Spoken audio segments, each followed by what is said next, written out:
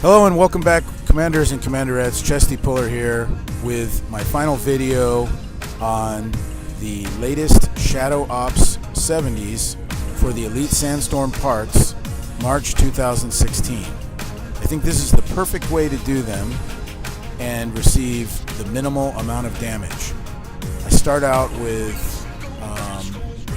deploying a max level Jackal and a max level Hellhound, and I deploy my Sheila platoon and my Titan.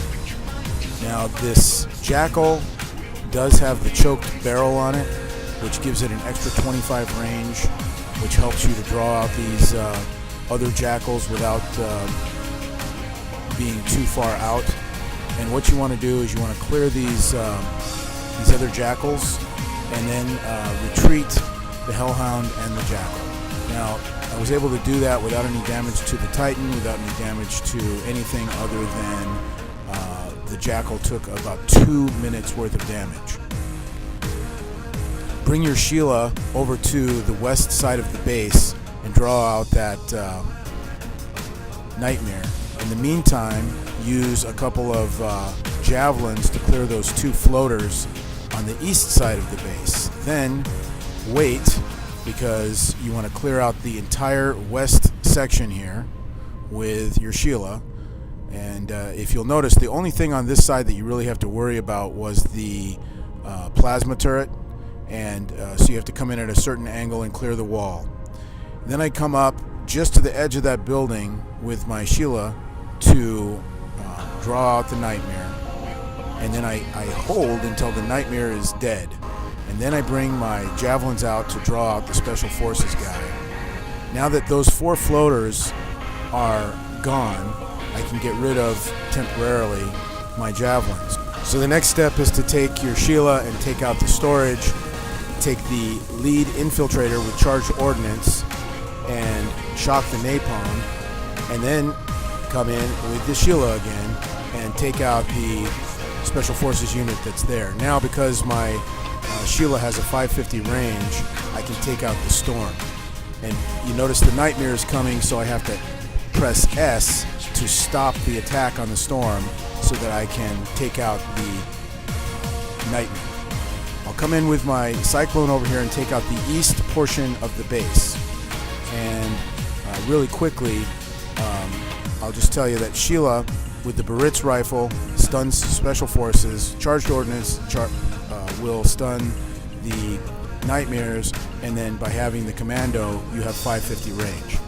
So after that side of the base is done, bring in a Night Owl and take out the drone silo. You'll see that there's no damage there on the Sheila platoon at all. There's no damage on my air so far.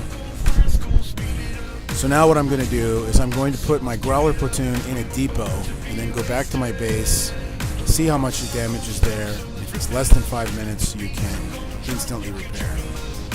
If it's more than 5 minutes, you can leave it in there and let it repair, but it doesn't repair quite as quickly as your base, I think. So then we come back, redeploy the Sheila platoon. I'm going to take her right to the corner of that building. I'm also going to bring the Titan right to the corner of that building. And then I'm going to deploy my Cyclones and take out the Avalanche. I'm going to be using the Cyclones here repeatedly, but each time I use them, as soon as I become visible, I go back over to the other side. You'll notice that there was a lead infiltrator there that the Sheila and the Titan were taking care of while I was busy with taking out some of these other things. Pay attention, it's just too much here to list all the things that I'm killing with my Cyclones, but just kind of follow that recipe that I have laid out for you right there, and you should be able to get in and get out. If you have level 10 or higher Cyclones, that's really all that you need. Now, I like to leave these last stand defenders here because they're going to help me draw out this lead infiltrator, because of the splash damage and so on and so forth that happens with the Baritz rifle, because of the commandos that are on there. I actually am splashing and stunning the invisible lead infiltrators. So I do that 4 times on this base, and it's important that you get to them before they can get a shot off to you, because with the commandos that you have in the lead, the commandos will take massive damage if they get shot. So, see, there's another one. I stunned him. I made him visible. As soon as he gets stunned, even though he's not firing at me, he becomes visible, because that's just one of the effects of stun. There's another one over there, and I'm trying to avoid him. He may or may not come out. He's right next to that Overwatch right there. So that's it for me. You can see that there's no, I'm giving this 70 away, so you can see that there's no damage there, and I think I took a little bit of damage on a Cyclone there. I'll head back to the base and see what that is. 30 seconds, but yeah, that's a pretty much an instant repair Shadow Op 70. Hope this was helpful. You can do these. See you next time.